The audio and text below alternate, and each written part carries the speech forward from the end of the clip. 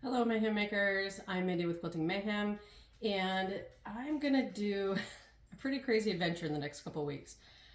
I am going with my entire family, so 29 people, nieces, nephews, my brother, my mother, all of them, to Disney World for a family vacation to celebrate my youngest. She's turning 16, and then also kind of in honor of my father who passed earlier this year, so it's a very exciting trip for us.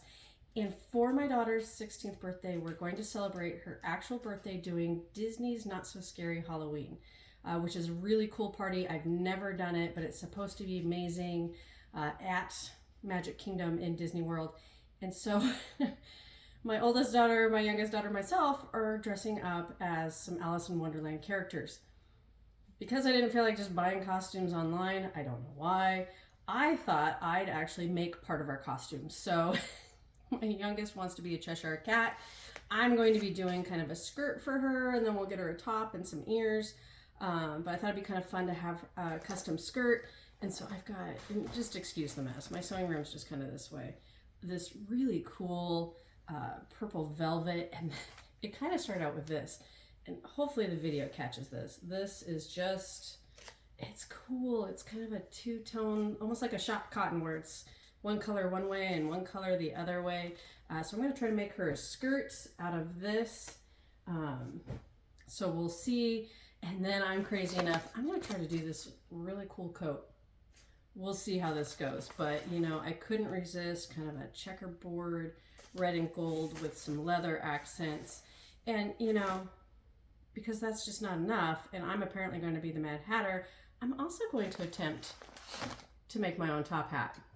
So I've got some supplies here, crushed velvet.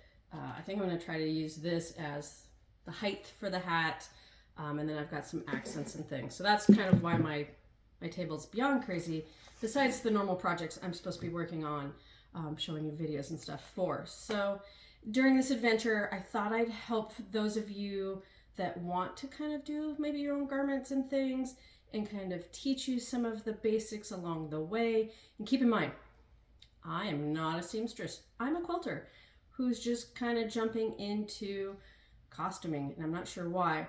You know, I've done tops, I've done pants, you know, I've done some basics, but if you're a seamstress or you've done a lot of garments, please don't come at me. Feel free to tell me how to do things better, but don't come at me, because that is not my background. I have a very, what I would call basic background in clothing, but I do feel like I can kind of give you some tips as to where to start, because I have grown up with my mother sewing and doing garments. I mean, we made my first wedding dress, so I mean, I've done some big scary things, but definitely not what I spend all my time doing. So some of the basics, we're just going to start there.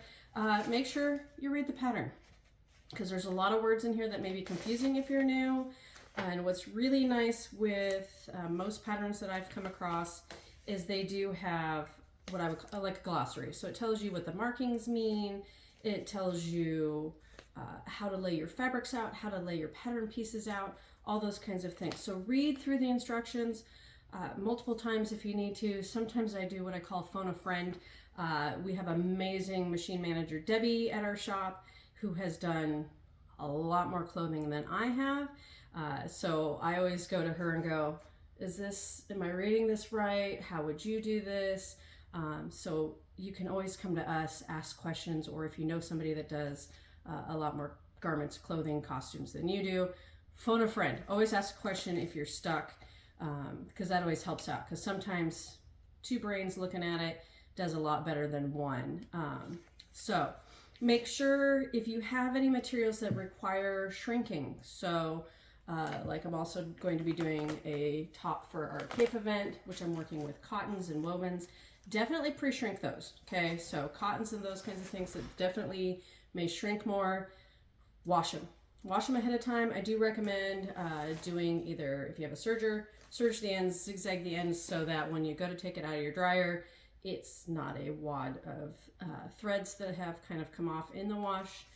So do those stay stitchings before you wash them. Now, these velvets and things, I don't need to wash these. this is going on a hat, so it's not going to be washed anyways. Most of my costume pieces actually aren't ever going to be washed, so I'm not worried about shrinkage, and they're very delicate materials. So I'm not going to worry about doing any of that pre-shrinking and those kinds of things. And especially like knits and things, I don't worry about those quite as much. So that part of it is, yeah, just kind of keep in mind what you're doing with it, how much prep you need to do with that material beforehand.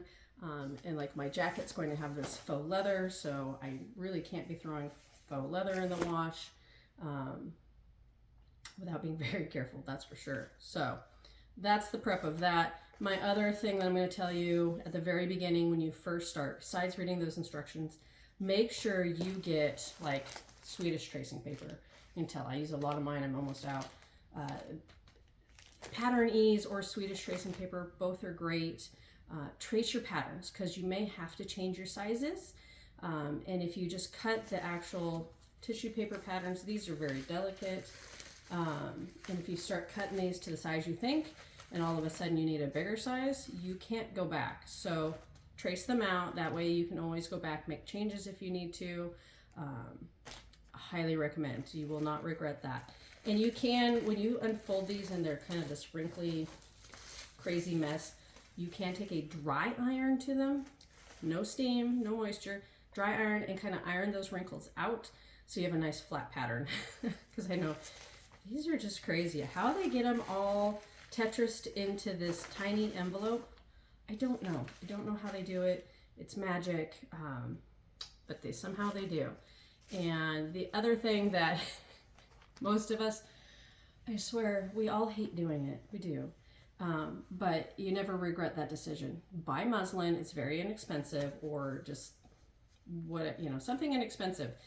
Do a mock-up of some of the basic pieces. So like for my daughter's skirt, I'm going to cut those panel pieces just out of the muslin and just stitch it up, make sure it fits around her waist before I go and start cutting into this really gorgeous velvet. Because if I cut this and those panel pieces are too small, once again, there's no going back. There's then getting creative in how to fix the problem.